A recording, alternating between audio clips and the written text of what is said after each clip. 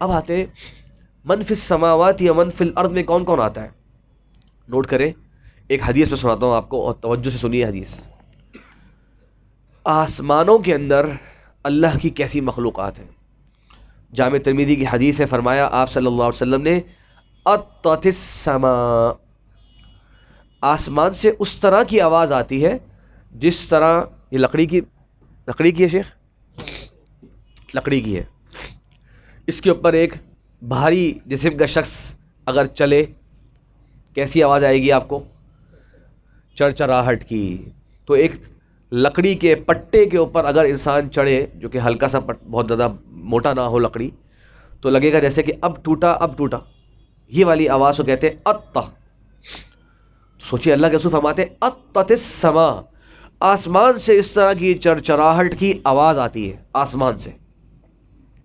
یہ ایسی چھت ہے جس کی کوئی حدود نہیں، ایسٹ سے ویسٹ، نارتھ سے ساؤتھ چلے جائے یہ ختم نہیں ہو رہا آپ کے سامنے، اتنی بڑی چھت.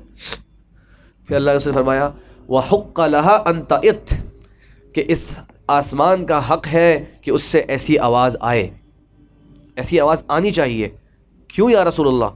فرمایا مَا مِن مَوْضِعٍ قَدْرَ 4 أَصَابِعٍ، اس آسمان کے اوپر 4 انگلیوں کے برابر کوئی ایسی جگہ موجود نہیں ہے الا وعلیہا ملک ساجد او راکع، مگر یہ کہ وہاں پر اللہ کا کوئی نہ کوئی فرشتہ یا سجدے میں ہے یا رکوع کی حالت میں ہے. سوچیں اتنی بھی جگہ آسمانوں میں، اور سماوات ساتھ کے ساتھ آسمان شامل ہیں، ایک آسمان سے دوسرے آسمان تک کی مسافتیں سب کی سب شامل ہیں. اور کتنی مسافت ہے؟ صحیح مسلم کی حدیث ہے 500 سال کی مسافت ہے ایک آسمان سے دوسرے آسمان تک، 500 سال. اور احادیث کا جو مزاج ہے، یا گھوڑے کے دوڑنے کے 500 سال یا پھر پرندے کے اڑنے کے 500 سال. ایسا ہی ہے شیخ. عام طور پہ علماء کرام کہتے ہیں کہ احادیث کے اندر جو مسافت آتی ہے وہ یا تو گھوڑے کی دوڑ اس زمانے میں مشہور تھی، یا پرندے کی اڑان جو ہے وہ تیز پرندے کی اڑان مشہور تھی. ایک پرندہ 500 سال تک اڑ رہا ہے، یہ ایک آسمان سے دوسرے آسمان کی ہے. اور یہ پرندے کی بات ہمارا ایک فہم ہے، ورنہ مسافت کا ذکر ہے. تو یہ ایک فرشتہ رکوع کی حالت میں ہے یا سجدے کی حالت میں ہے.